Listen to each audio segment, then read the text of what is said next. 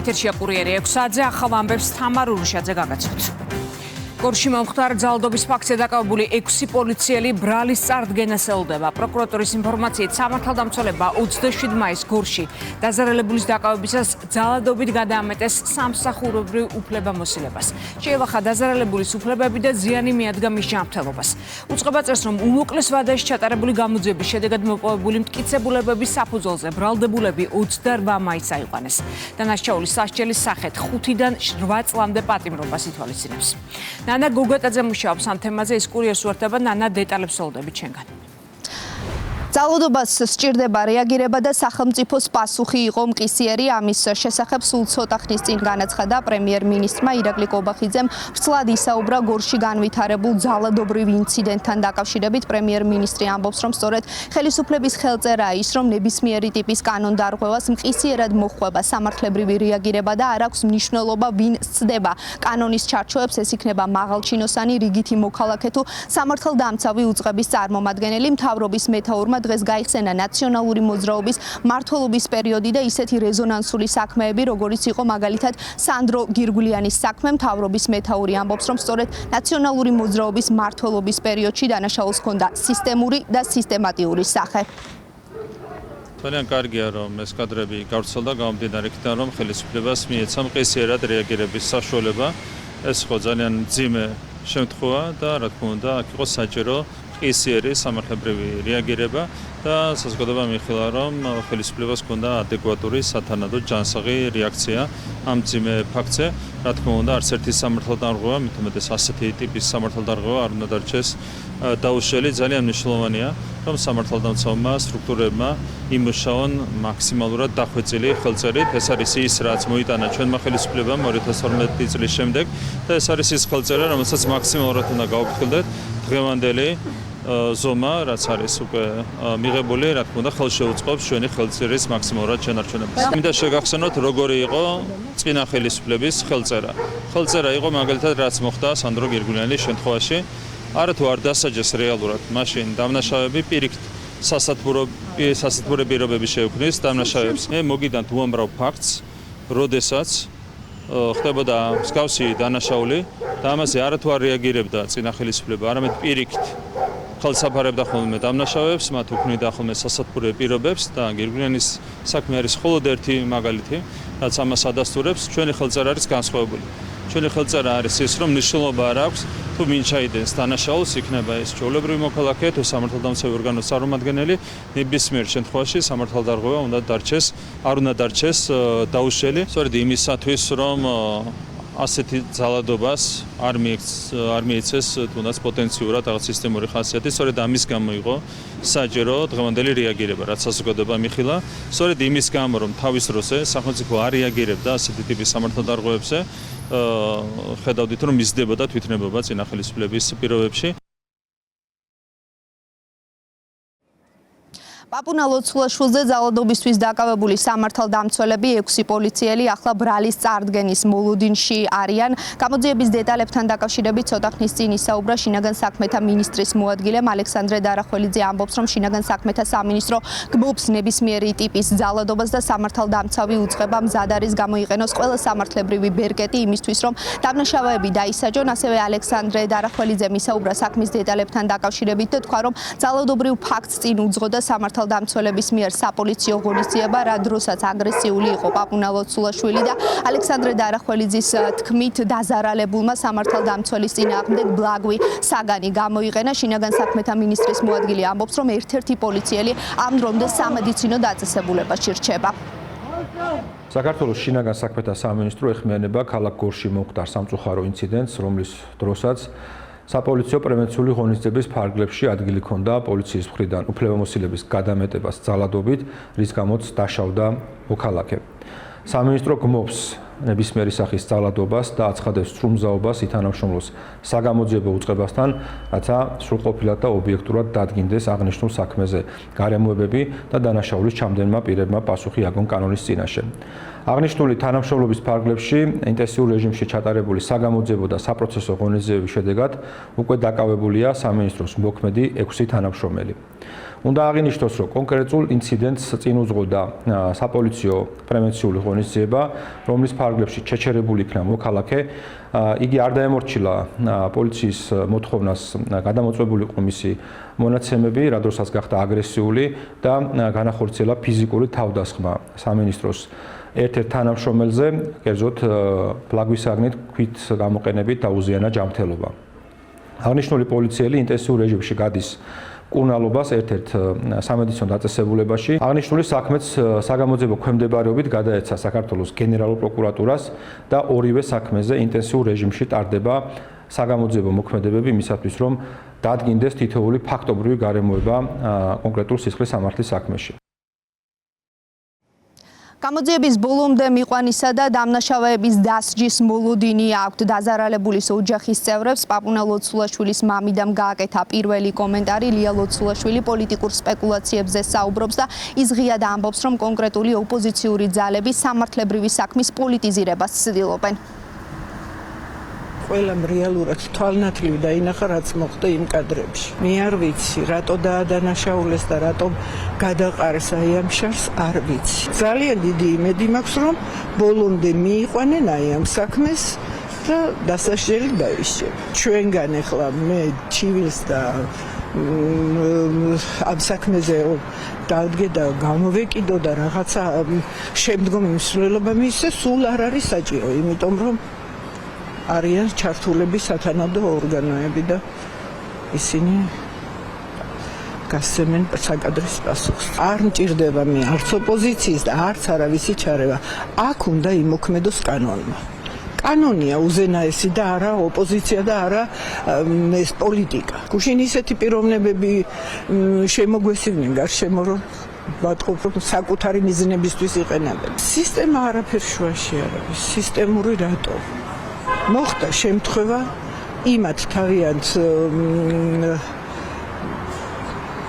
ძალაუფლებას გადააჭარბეს. აუცილებლად მაქვს იმედი, რომ ბოლომდე ეს გამოძიება იქნება მიყვანილი და სათანადოდ წეღანაც გითხარით, სათანადოდ დაიშება ის, ვინც აი აქ თავის კანონსა და წესებს გადააჭარბა. გორში მომხდარ ძალადობრივ ფაქტთან დაკავშირებით გამოძიება ამ დრომდე გრძელდება. დაკავებულია 6 პოლიციელი. პროკურატურა მათ სამსახურებრივი უფლებამოსილების ძალადობით გადამეტებას ედავება. ბრალის დამტკიცების შემთხვევაში დაკავებულებს 5-დან 8 წლამდე პატიმრობა ემუქრებათ. მადლობა ნანა გოგატაძე საუბრობდა კურიერის პირდაპირ ეთერში. გორში მომხდარ ძალადობასთან და 6 პოლიციელის დაკავებასთან დაკავშირებით დღეს შეფასებები გაკეთდა პოლიტიკურ სპექტრში. ნაციონალური მოძრაობა სისტემურ დანაშაულზე საუბრობს, მმართველ გუნდში კი ოპონენტებს წარსულს ახსენებენ და ამბობენ, რომ ფაქტს უკვე მოყვა მყისიერი რეაგირება. გორში მომხდარი ძალადობრივი ინციდენტი არ არის ერთეული შემთხვევა. დღეს ძალოვანი უწყებები არ ემსახურებიან ქართველ ხალხს. ეს არის სისტემური პრობლემა. მომხდარ ფაქტზე სახელმწიფოს როგორი რეაგირება და პასუხი ჰქონდა, ის ვფიქრობ, რომ ყისიერად ნახა საზოგადოებამ. ნებისმიერი გადაცნობა იქნება ეს თუ ნებისმიერი პირის მხრიდან ჩადენილი რაღაც გარკვეული სამართლებრივი დანაშაული იქნება შესაბამისად პასუხგაცემული, თუმცა რა თქმა უნდა სრული აბსურდი და წარმოუდგენელი სიგიჟეა, როდესაც ნაციონალური მოძრაობა რაღაცით ცდილობს საკუთარ ხელისუფლებას ან საკუთარ მმართველობასთან გაავლოს პარალელი. ეს იყო მოძალადე რეჟიმი, რომელიც მმართველობის დროს სადღაც 150-მდე ადამიანი ყავთ ქუჩაში მოკლული და იმ თავისი დანაშაულებრივი ხელისუფლების პერიოდში კიდევ გაცილებით მეტი ნაცემი და დასახიჩრებული და ფაქტიურად წარმოუდგენელი ფაქტები ვიცით ჩვენ მათ ხელისუფლებასთან დაკავშირებით. გორში მომხდარ ძალადობასთან დაკავშირებით განცხადებები ისმოდა პარლამენტის სხდომაზეც. გახარია საქართველოს ვიზარებმა ხელისუფლება გააკრიტიკეს, მათ დარბაზში ეუპასუხა. შალვა პაპუაშვილმა ოპონენტების პოზიციას არაგულწრფელი უწოდა და განცხადა, რომ პოლიციამ 6 პირი უკვე დააკავა. იმედი მქონდა თქვენ როგორც პარლამენტის თავმჯდომარე დღევანდელ დღეს დაიწყებდით გუშინ მომხდარი ფაქტის დაგმობით. გორში რაც მოხდა საზარელი ფაქტი, როდესაც სისტემა გახდა ანგარიშწორების მექანიზმი ერთი კონკრეტული კანონმორჩილი წესიერი ადამიანის დასასჯელად. დიდი იმედი მქონდა, რომ თქვენ ამით დაიწყებდით თქვენ დღევანდელ გამოსვლას. ამ თემას თქვენ შემოგთავაზებდით ამ თემის განხილვას დღეს. რომელიც თქვენ ჩემზე მეტად უნდა გაწუხებდეთ როგორც საქართველოს პარლამენტის თავმჯდომარეს. მე მგონი ადევნებ თვალყურს ამ ქვეყანაში ცხოვრობ თქვენს და პარლამენტი არ გჭირდებათ იმისთვის, რომ ინფორმაცია მიიღოთ. როგორც კი ფაქტი მოხდა, გამოძიება დაიწყო, დღეს დაკავებულია 6 პირი. მე მგონი სახელმწიფოს პასუხი ეს არის და არა ის ყალბი, ტირილნალევი ტონი, რომელიც თქვენ პათეტიკას ავლენს ხოლმე ყოველ ჯერზე. აქვე შეგახსენებთ, რომ თქვენი პარტიის თავმჯდომარე გიორგი გახარია იმყოფება მიმალვაში, ის შეიფარა უცხო ქვეყანამ ადამიანმა, რომელმაც ზუსტადად საპოლიციო ღონისძიება ჩაატარა ისე, რომ დააზიანა მოქალაქეები, ის მიეცა პასუხისგებაში და არის მიმალული. ეს აკანკალებული ხმა თუ რაიმე გულწრფელ ემოციებს შეიცავს, თქვენი პარტიის თავმჯდომარე ჩამოიყვანეთ საქართველოში, ჩაჯდეს იქ და პასუხი აგოს სასამართლოს წინაშე იმ სავარაუდო დანაშაულთან დაკავშირებით, რომლის დაკავშირებითაც ბრალდება აქვს წარდგენილი. ოპოზიციაში დაპირისპირება მწვავდება 26 მაისის აქციის შემდეგ მიხეილ სააკაშვილსა და მელია გვარამიას გუნდს შორის ახალი ურთიერთბრალდებები ისმის. გვარამიას პარტიის პოლიცსაბჭოს წევრმა ყოფილ პრეზიდენტს მაოხრებელი გზირი უწოდა. დიმიტრი ბიძინაშვილის ეს განცხადება სააკაშვილის ბრალდებას მოყვა, რომელმაც ნიკამელი აქციის მიზანმიმართულ დაშლაში დაადანაშაულა. ექს-პრეზიდენტის მტკიცებით მელიამ მისი გათავისუფლების მოთხოვნით დაწყებული აქცია დაშალა, პროტესტის შეაჩერა და ხალხი არჩევნებზე გადართო, რასაც ბიძინაშვილი სიცრუეს უწოდებს. სააკაშვილს საკუთარ პასუხისმგებლობაზე მიუთითებს და ოპოზიციის ერთობის ჩაშლის მცდელობაში ადანაშაულებს. პარალელურად უკმაყოფილება ოპოზიციის მხარდამჭერებშიც. ისინი ოპოზიციურ ალიანსს კონკრეტული სამოქმედო გეგმის ბუნდოვანებისა და სლოგანის გამო აკრიტიკებენ. სოციალურ ქსელში 100-ზე სხვადასხვა მოყვა ოპოზიციური ალიანსის ლიდერების მხრიდან. აქციის წარმატების აზრომაც სატელევიზიო რეიტინგების დასახელებასაც. ოპოზიციურად განწყობილი საზოგადოების ნაწილი მიიჩნევს, რომ ამ არგუმენტის გამოყენება მთავარი პრობლემის გადაფარვის მცდელობაა. მელიას შეცდომა ის იყო, რომ მან გუშინდელ აქციაზე ბევრად უფრო მრავალრიცხოვანი ჩემი გათავისუფლების მოთხოვნით ჩატარებული აქცია დაშალა და ხალხი არჩევნებზე გადართო. არა და თბილისში არჩევნების მოგება შეუძლებელი იყო ჩემი გათავისუფლების გარეშე. მაოხრებელი გზირი. კაი, გავიხსენოთ ამ აქციის ამბავი და თუ მასე არ იყო, იმ დილას ვინც გავათენეთ, იმათმა დამიწერონ რომ ვიტყუები. თუ არა და ამ რაღაცას იქ გადაეცით, რახან ციხეშია, არ ნიშნავს იმას პასუხს არავინ გასცემს. სანამ ვინმესკენ ხელს გაიშვერთ, მაგ ხელს დახედეთ, რამეში ამოსვლილი არ იყოს. ზუსტად იმ ხალხმა დაიწყო წერა მელიამ აქცია დაშალა, ვისაც მთელი ღამე თბილად და მშვიდად ეძინა. გეგონება მელიას ეს ხალხი მოკლე ჯაჭვით ყავდა დაბმული და იმ ღამეს აუშვა რომ წასულიყვნენ. მოკლედ ამ კაცის გამოსწორება არ იქნება და რამდენჯერაც ერთიანობის შანსი გაჩნდება, იმდენჯერ ასეთ სისულელეს იზამს. ჩვენ ვერავის ვერ აუგრძალოთ მოსაზრებებს, მათ შორის სტარს, არასწორს, მანიპულაციასაც კი შეიცავს ეს განცხადება. ჩემი აზრით, დიმა ბიძინაშვილი აი ამ განცხადებით უმცირესობაში აღმოჩნდება საკუთარ გუნდში. მე ასე მგონია, არასწორი განცხადება არ არის ის, რაც ჭირდება ჩვენ საზოგადოებას. ყველამ უნდა გაასწოროს სამიზნე და ვისაც ეს სამიზნე გაექცევა ხოლმე, ჩემი აზრით საკუთარ გუნდში გასცევენ ამაზე პასუხს. სუდი მოსასმენია, ბევრი რაღაცა, ძალიან გაუგებარია უდრო ბევრი ტექსტი და ძალიან არ მომწონს, რომ ამ დაპირისპირებების გამწვავება თუ გაღრმავება მიმდინარეობს. სუდია ეს, რაც შეეხება მელია მიტინგი დაშალას, რამდენი წელი შეიძლება ეს ილაპარაკონ, შორს ვარ იმ აზრისგან, რომ ნიკამელიამ რამე დაშალა და რამეს ხელი შეუშალა. ნიკამელია იყო მაშინ ნაციონალური მოძრაობის თავმჯდომარე, მე პოლიტიკაში არ გახდით, ალბათ გახსოვთ და მაშინ გაერჩიათ, მაშინ ეს ამბავი ნიშას გადასაწყვეტია, როგორ გამოხატავს თავის აზრს და კმაყოფილი იქნება თუ არ იქნება რაღაც პროცესით, მას შეუძლია იოპერიროს საკუთარი პარტიის მეშვეობით. ოპოზიციაში არსებული დაპირისპირება და 26 მაისის აქცია მმართველი გუნდისთვის იმის დასტურია, რომ მათ ოპონენტებს საზოგადოების მხარდაჭერა არ აქვთ. ამ თემაზე შეკითხვა დღეს ჟურნალისტებმა საქართველოს პრემიერ-მინისტრს დაუსვეს. ირაკლი ყობახიძის შეფასებით ოპოზიციური ძალების დაბალი რეიტინგი მათი შიდა დაპირისპირების საბაბია. ჩვენ მათ ვართხილებდით, რომ ეს აქცია ჩავარდებოდა და ნახეთ რომ ჩავარდა. ეხლა აბსოლუტურად ლოგიკურია, როდესაც სისუსტეს ხედავ, აბსოლუტურად ლოგიკურია, რომ შიგნით ეწებ განტოვებისას და ეს დაპირისპირება არის აქედან გამომდინარე. ეს მათი საქმეა, ხო, ჩვენთვის თავარია ის, რომ საზოგადოების მხარდაჭერა აქვს ჩვენს პოლიტიკურ ძალას, რაც შეეხება ამ რადიკალურ ოპოზიციას, მის მიმართ მხარდაჭერა არის მიზერული. ყველაზე ჯანსაღად ოპოზიციაში თავად სააკაშვილს შეუფასებია ეს აქცია. რა თქმა უნდა, მას უნდა დარჩენოდა უკმარისობის განცდა, გამომდინარე იქიდან, რომ მთლიანობაში ეს აქცია ჩავარდა და სხვანაირად შეუძლებელიც იქნებოდა. არ ვიცი, როგორ შეიძლება ერთი ადამიანი მაინც გაყვეს მათ, თუმცა ხედავთ, რომ 5000 ადამიანი გაყვარაც თავისთავად სამწუხაროა, თუმცა ისინი უნდა იყვნენ ბედნიერები ამ ყველაფრით. თავარი არის ის, რომ ეს არის უმცირესობა, ეს აგრესიული უმცირესობა საბოლოო ჯამში ვერ აღწევს შედეგს. წინააღმდეგ შემთხვევაში ჩვენი ქვეყნის განვითარების გზა არ იქნებოდა ისეთი, როგორიც არის, ხო? ასეთ ადამიანებს რო გაემარჯვოთ, ჩვენთვის თავარია, რომ ნებისმიერი მოქალაქე, რომელიც დღეს არის გზასასტენელი და რომელსაც მოწონს მაგალითად გვარამია, ზურაბიშვილი, ჩაფარიძე ან ვაშაძე, დაუბრუნდეს სწორ გზას და მხარი დაუჭეროს ქვეყნის სწორ კურსს. ეს არის ჩვენი მთავარი ამოცანა. რაც უფრო სუსტია ხოლმე რადიკალური ოპოზიცია, მით უფრო ძლიერია ხოლმე ქართული სახელმწიფო. შესაბამისად, სასურველია კიდევ უფრო მეტად დასუსტეს რადიკალური ოპოზიცია, ეს პირდაპირ პროპორციულად განაპირობებს ჩვენი სახელმწიფო ინტერესების გაძლიერებას. უკვე სააშკარაოზეა ყველაფერი გამოტანილი, პირდაპირ ღიად საუბრობენ და თავს ესხმიან ერთმანეთს. როგორც ჩანს, ბრძოლა მიდის, ვის ერქმევა მთავარი ოპოზიციური პარტია თუ პარტია. ამაზე მიდის ბრძოლა. რეალურად ეხა ამ ადამიანებს საერთოდ არანაირი შესაძლებლობა და შანსი არ აქვს, რომ პოლიტიკაში წარმატებულები იყვნენ და ამას აქვს თავისი ახსნა. არსებობს მიზეზები და მთავარი მიზეზი არის ის, რომ ისინი ემსახურებიან სხვა ქვეყნის ინტერესებს, ემსახურებიან გარე აქტორებს, იღებენ გარედან დავალებებს და რა თქმა უნდა, ჩვენ როდესაც ასე იქცევი და ასე მოქმედებ, ქართველი ხალხის მხრიდან ვერ გექნება ვერანაირი მხარდაჭერა და თანადგომა. იწყება ღვინის ქარხანაში დაცული ალკოჰოლური სასმელების კოლექციის შესწავლა. საკოლექციო ღვინოების უნიკალური საცავი სახელმწიფო ღვინის ეროვნულ სააგენტოს გადასცა.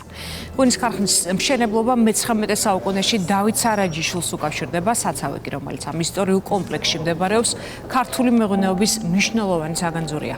აქ 2 საუკუნეზე მეტი ხნის დაძველებით დაახლოებით 20,000-მდე საკოლექციო ბოთლი ინახება, როგორც ქართული, ისე უცხოური ღვინოები. კოლექციაში გვხვდება ნიმუშები ნაპოლეონ ბონაპარტის, იოსებ სტალინის და სხვა ისტორიული ფიგურების პირადი მარნებიდან. უახლოეს მომავალში დაიწყება ამ კოლექციის შესწავლა. ღვინის ქარხანაში დღეს ღონისძიებას პრემიერ-მინისტრი დაესწრო. დეტალებს უკვე მარიამ კოპალეიშვილი მოგვიყვება, ის პირდაპირ ეთერშია. გისმენთ, მარიამ. ღვინის ქარხნის ენოთეკაში დაცული უნიკალური ღვინის ნიმუშების შესწავლა იწყება. ღონისძიება საქართველოს პრემიერ-მინისტრმა გახსნა ცოტა ხნის წინ. როგორც ირაკლი კობახიძე ამბობს, ეს გადაწყვეტილება მნიშვნელოვანია იმის გათვალისწინებით, რომ სიახლე კიდევ უფრო მეტად გამოკვეთს როგორც ღვინის ისტორიას, ასევე საქართველოს როლს, მათ შორის მსოფლიო მასშტაბით. ახალი სტატუსით წარდგება ქვეყანა მსოფლიოს წინაშე, როგორც ღვინის სამშობლო. საქართველოს უდიდესი ისტორია აქვს სწორედ ღვინოსთან დაკავშირებით. სწორედ ამ ენოთეკაში კი ინახება 20,000-ზე მეტი ნიმუში, რომელიც სხვადასხვა ისტორიულ ფიგურებთან არის დაკავშირებული. შესაბამისად, ქართული მხარე პრემიერ-მინისტრი ელოდება მეტ სიახლეს, ამბობს, რომ ეს არა მხოლოდ ღვინის ისტორიაზე და წარსულის გადაფასებაზეა ეს გადაწყვეტილება, არამედ იმაზე, რომ მომავალშიც დაიგეგმება კიდევ უფრო მეტი საინტერესო ნაბიჯი. სწორედ ამ მიმართულებით, ამის შესახებ დღეს პრემიერმა ღონისძიების გახსნით ნაწილზე ისაუბრა და თქვა, რომ ახლა ქართული მხარე ელის სწორედ ამ მიმართულებით არაერთ მნიშვნელოვან სიახლეს. ეს ისტორიული ღვინის სარდაფი ინდუსტრიული არქიტექტურის გამორჩეული ძეგლია, რომელიც საუკუნეზე მეტია, საიმედოდ ინახავს ჩვენს უნიკალურ საგანძურს. ეს არის ქართული მეღვინეობის ცოცხალი მემატიანე. აქ დაცული 20,000-ზე მეტი საკოლექციო ბოთლიდან თითოეული საკუთარ ისტორიას ინახავს. მათ შორისაა 2 საუკუნეზე მეტი ხნის დაძველების უნიკალური ნიმუშები და მე-19 საუკუნის 90-იანი წლების ევროპული წესით აღენებული პირველი საფირმო ღვინოები. აქვეა მუხრან ბატონის ლეგენდარული შამპანურის, რომელიც ჯერ კიდევ მე-19 საუკუნის ბოლოს საერთაშორისო გამოფენებზე უმაღლესი აღიარება დაიმსახურა. ამ საგანძურის გლობალურ მასშტაბს განსაკუთრებით ხაზს უსვამს ის ფაქტი, რომ ქართული შედევრების გვერდით აქ ნაპოლეონ ბონაპარტის, სტალინის და სხვა მსოფლიო ლიდერების პირადი პრემიალური მარაგები და საიუბილეო კოლექციებიც არის დაცული. დღეს კი ღვინის ეროვნული სააგენტოს მიერ ამ საცავის მეცნიერული შესწავლის დაწყება განვითარების ამ ტრადიციის უმნიშვნელოვანესი გაგრძელება. ეს მომავლისკენ გადადგმული ნაბიჯია ჩვენ გვეძლევა უნიკალური შანსი ქართულმა ღვინომ მსოფლიოს უმსხვილესი სააუქციონო სახლების, წამყვანი ექსპერტების და კოლექციონერების გამოცენერების ყურადღება მიიპყროს. აქ დაცული თითოეული ნიმუში ჩვენი კულტურული დიპლომატიის მძლავრი ინსტრუმენტია. მადლობას ვუხდი ყველას, ვინც ამ საგანძურის გადარჩენაში, შენარჩუნებასა და დღევანდელი დღის მომზადებაში მიიღო მონაწილეობა. დარწმუნებულია, რომ ეს კვლევა ბევრ ახალ აღმოჩენას მოიტანს და კიდევ უფრო მეტად განამტკიცებს საქართველოს როგორც ღვინის სამშობლოს სტატუსს. უნიკალურ საცავში დაცულია საუკუნის ისტორიის მატარებელი ღვინოები, ალკოჰოლური სასმელები, 20,000-ზე მეტი ბოთლი, რომელსაც საკუთარი ისტორია აქვს და ის რომ ეს მხოლოდ წარსულის გახსენება და გადაფასება არ არის, ამაზე საუბრობს ასევე გარემოს დაცვისა და სოფლის მეურნეობის მინისტრიც, რომელიც დღევანდელ ღონისძიებას ესწრებოდა და სწორედ ამ გადაწყვეტილების მნიშვნელობას უსვამს ხაზს, ასევე ღონისძიებას ესწრებოდნენ სპეციალურად მოწვეული საპატიო სტუმრებიც. დიდი პატივია თქვენთან ერთად ამ უნიკალურ ადგილას ყოფნა. ღვინო ხომ დროის კონცენტრაციაა. ეს არის სირთულის სამყარო. ვფიქრობ, ის მეფეა, ის იმპერატორია, ის უნიკალურია. შატოსთან ერთად დროში მოგზაურობა უაღრესად ელეგანტურია. დღეს კი თქვენთან ერთად საქართველოში ამ ადგილას ჩვენ თითქოს წარსულში ვბრუნდებით. ბრუნდებით წარსულში, რათა ვიხილოთ ეს ადგილი, სადაც ღვინის მომავალი ასე მშვიდად უფევს. თქვენ ვერ ხედავთ ამ ბოთლის ეტიკეტს, მაგრამ ბოთლზე არსებული მცირეოდენი მტვერი მის ასაკზე მეტყველებს. მთელი მსოფლიო ამბობს, რომ ღვინო ქართველებმა შექმნეს, თუმცა მეცაც გეტყვით, თავად ღვინომაც შექმნა საქართველო. სწორედ ღვინის წარმოების უძველესმა ტრადიციამ განსაზღვრა საქართველოს ადგილი და დანიშნულება მსოფლიოს რუკაზე. საუკუნეების განმავლობაში ღვინო გახდა საქართველოს სავაჭრო ურთიერთობების, რეგიონული გაცვლისა და პარტნიორობის ჩამოყალიბების მნიშვნელოვანი ნაწილი. დღეს სწორედ ამ დიდი მოძრაობის მონაწილეები ვართ. მოძრაობის, რომელიც საქართველოს როგორც ღვინის უნიკალური კულტურის მატარებელი ქვეყანას საერთოდ სხვა კუთხით მიაქცევს სოფლიო ყურადღების ცენტრში. ჩვენ დავიწყებთ საცავში დაცული უნიკალური ღვინოების ვერიფიკაციის პროცესს ჩვენი მეგობრების დახმარებით და უშუალო ჩართულობით. შესწავლა დაწყებულია, ღვინის უნიკალური ენოთეკა უკვე გადაეცა ღვინის ეროვნულ სააგენტოს სარგებლობის ვადით, უვადოდ სარგებლობის უფლებით.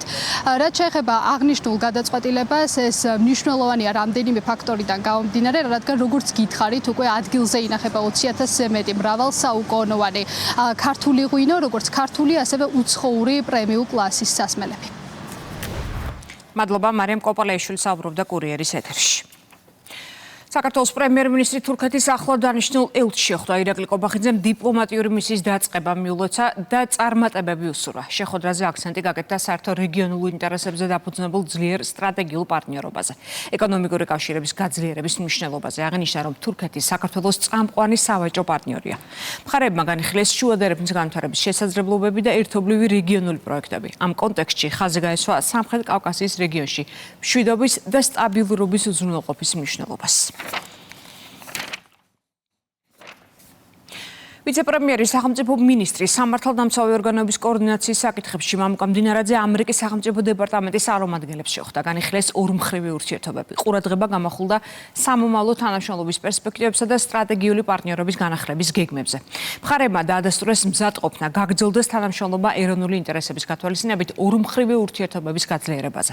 მიმოიხილეს რეგიონში არსებული ვითარება, ხაზი გაესვა შუადერეფნის მნიშვნელობას. ყურადღება გამახვილდა საქართველოს როგორც საიმედო და სტრატეგიული პარტნიორის როლზე. პარლამენტის პლენარულ სხდომაზე ინტერპელაციის წესით განათლების მინისტრმა უსმინეს. საპარლამენტო ოპოზიციამ გივი მიქანაძეს 44 შეკითხვა გაუგზავნა. კითხვები ეხებოდა განათლების რეფორმას და სისტემაში არსებულ ვითარებას.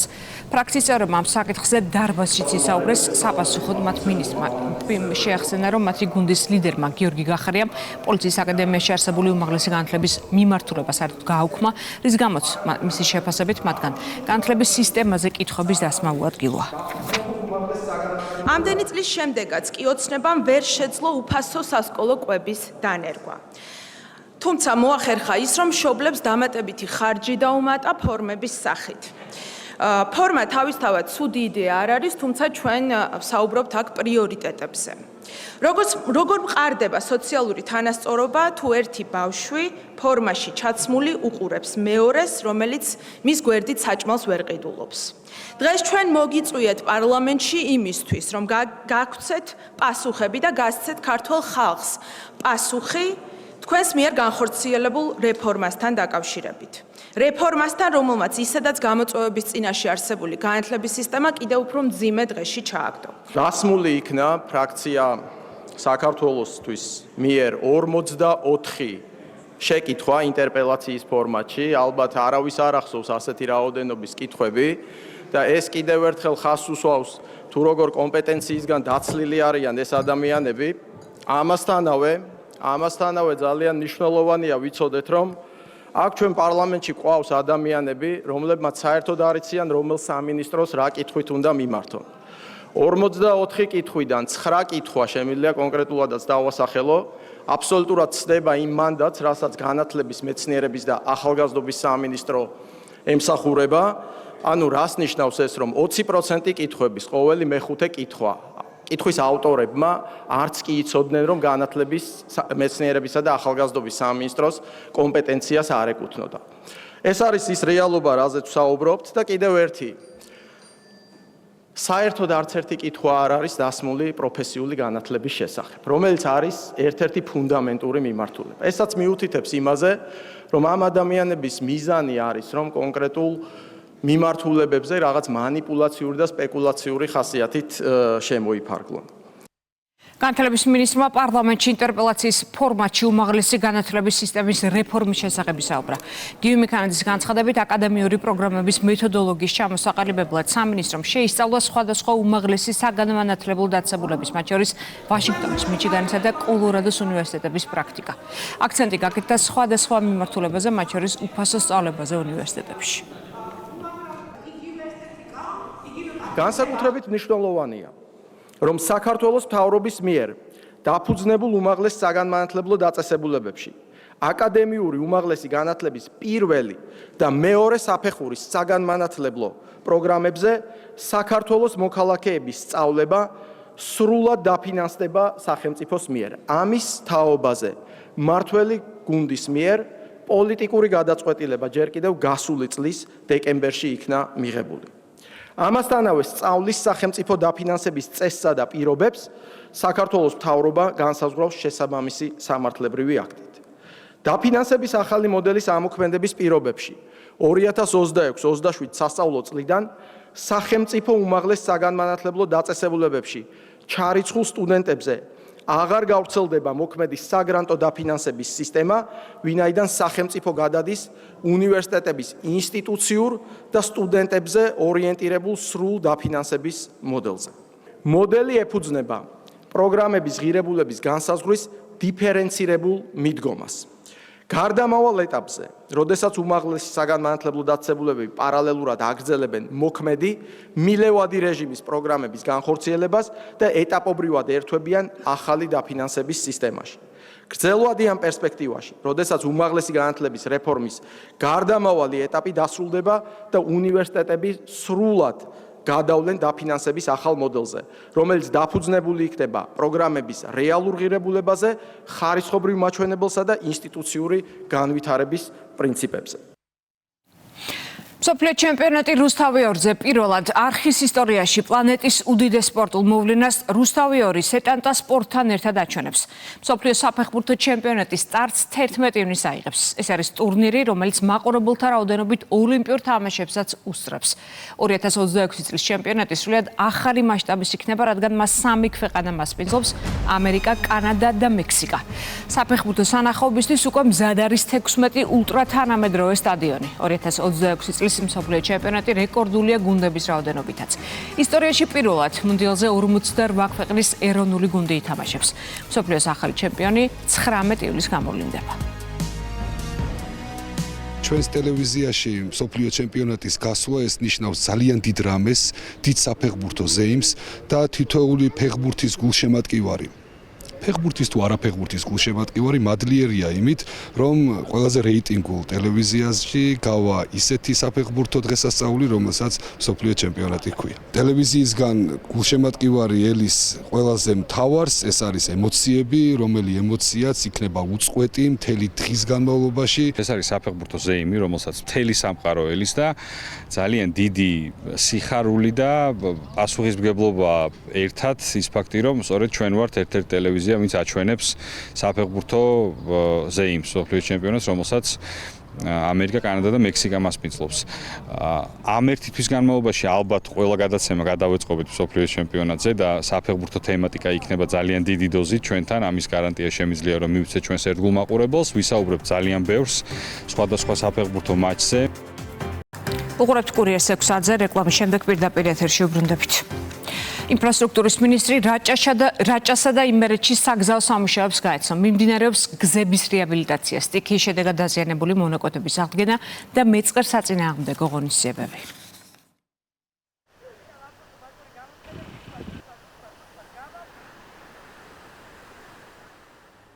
აქტიურად მუშაობთ იმისთვის, რომ ერთი თვითონ კონკრეტულად ამ ადგილზე განხორციელდეს, რაც შეიძლება მალე დაიწყოს სამუშაოები, რომ უსაფრთხო იყოს აქ გადაადგილება და მეორეს მხრივ ალტერნატივაზე, დროებით ალტერნატივაზე, რა დროს სამუშაოების წარმოების დროს ონის მოსახლეობა სადაც შეძლებს გადაადგილებას, ასევე კურსებში განვითარებული მეწყერული პროცესებიდან გამომდინარე იქაც ანალოგიურად ეწყობა დროებითი სამანქანეგზა და უკვე დაწყებული არის კაპიტალური გზის დაპროექტება, რომელიც უკვე მუდმივად მოემსახურება ტყიბულის მუნიციპალიტეტის მოსახლეობას. მიმდინარეობს კაპიტალურად გზის გაწმენდითი სამუშაოები, ფერდის ფორმირების პროცესი მიმდინარეობს, ჩამოწმენდის პროცესი მიმდინარეობს, დატერასება მოხდება სამომავლოდ და შემდგომში უკვე პროცესების დაკვირვება გაგრძელდება და კაპიტალური ნაგებობის მშენებლობაც იგეგმება. აქტიურ ფაზაში მიმდინარეობს გომისაჩხერე-ჭიათური ზესტაფონის საავტომობილო გზის სარეაბილიტაციო სამუშაოები. ასევე დღეს მოვინახულეთ და ამჟამად ვიმყოფებით რაჭაში, სადაც სტიქიის შედეგად ღვინის შესასვლელში ქუთაისი ალპანა-მამისონის საავტომობილო გზაზე განვითარებული მეწყრული მოვლენების შედეგად საავტომობილო გზა დროებით დაკეტილია. უნდა აღინიშნოს, რომ დღეიდან უკვე აქტიურ ფაზაში დაიწყო შემოვლითი დროებითი გზის სამუშაოები და დროებითი სახიდე გადასასვლელის მოწყობის სამუშაოები. ასევე პარალელურ რეჟიმში მიმდინარეობს ცენტრალურ გზაზე გეოლოგიური სამუშაოები. თბილისში უნარებისა და ინოვაციების ფორუმი გაიმართა. სახელმწიფო ბიზნესის და განათლების სფეროს წარმომადგენლებმა პროფესიული განათლების ტრანსფორმაციასა და შრომის ბაზრის გამოწვევებზე იმსჯელეს. მოეწყო პანელური დისკუსიები და მასტერკლასები. გზახსნილი მისთვის და მიდის და მე საკუთარ საქმიანობას, ბიზნესი. ძალიან მნიშვნელოვანია მსგავსი ფორუმების არსებობა, განსაკუთრებით პროფესიული განათლების მიმართულებით იმისათვის, რომ რაც შეიძლება ბევრი ვისაუბროთ პროფესიული განათლების ირგვლივ, მის განვითარების ირგვლივ, სკილვილი ზოგადად ძალიან კარგი მაგალითია კერძო საჯარო პარტნიორობის და უკვე ეს პარტნიორობა წლებს ითვლის და ძალიან წარმატებით მიმდინარეობს და მე მინდა მათ მიულოცო ამ ფორუმის ორგანიზება, წარმატება ვუსურვო და ისინი ყოველთვის პასუხობენ იმ გამოწვევებს და იმ მოთხოვნებს, რაც დღეს ჩვენ ბაზრის შრომის ბაზარზე გვაქვს. აქედან გამომდინარე ძალიან მნიშვნელოვანია მათი აქტიურობა. ციფრულ სამყაროში სწორი ადაპტაცია ამ სისტემების მიმართ, რომელიც ჯერ სრულად კიდევ ათვისებული არ გვაქვს, არის გარანტია იმისა, რომ ჩვენი მომავალი თაობას ექნება გარანტირებული სამუშაო ადგილი. ანუ ისწავლის იმას, რაც მას გამოადგება და სწორედ ეს არის ის ადგილი, სადაც მსგავსი დისკუსია შექმნის წინაპირობას აი ამ ტიპის განვითარებისთვის. დღევანდელი დღე დაეთმობა დისკუსიას პროფესიული განათლების გარშემო, თანამედროვე ასევე შრომით ბაზარზე თანამედროვე ტრენდებს, რა არის მოთხოვნადი და რა შეგვიძლია გავაკეთოთ უკეთესად იმისთვის, რომ შრომით ბაზარს უპასუხოთ და მივაწოდოთ კვალიფიციური კადრები. მართლმადიდებელი ეკლესია დავით გარეჯელის ხსენების დღეს აღნიშნავს. დავით გარეჯის მამათა მონასტერში სრულიად საქართველოს კათოლიკოს პატრიარქი იმყოფებოდა. შიო მესამემ პარაკლისი აღავლინა და მრევლს ქადაგებით მიმართა. ტონდესპოტი. საოცარი მამა იყო დავით გარეჯელი. ისევე როგორც ღირსი იოანე ზედაზნელი და მისი ყველა მოწაფეები, რომლებმაც დააფუძნეს სამონასტრო ცხოვრება საქართველოში და მათ შორის მამა დავითი ერთ-ერთი ისეთი დიდი მნათობია, რომელიც განთქმულია მთელ სოფლიოში, არა მარტო საქართველოში. ისეთი დიდი მადლი მოიხვეჭა მან ღვთის წინაშე, ისეთი მადლმოსილი იყო. მამა დავითი იყო განსაკუთრებულად გამორჩეული ამ უდიდესი სათნოებით, რასაც სიმდაბლე ეწოდება. მადლის მოსახვეჭად აუცილებელია ლოცვა. ლოცვის გარეშე ამ თვისებებს ადამიანი ვერ მოიხვეწს. როდესაც ჩვენ სალოცავად დგებით, უნდა გვახსოვდეს, რომ ეს არის უმთავრესი საქმე, რომლის გარეშეც არც ერთი სხვა საქმე ჩვენ ცხოვრებაში ჯეროვნად არ წარიმართება. რომ ლოცვა არის ყველაზე ძლიერი რამ ამ დედამიწაზე. გილოცავთ დავით გარეჯელის ხსენებას, შეგვეციოს მისი მადლი და ძალა. დღის სხვა სიახლეებს გაიცნეთ ჩვენ ვებგვერდზე rusavi2.gi-ან დაასკანერეთ QR კოდი და შემოგვიერთდით Facebook-ზე. არ გადაერთოთ წინ გელოდებათ სპორტის სიახლეები ლაშა დვალიშვილთან ერთად. დროებით.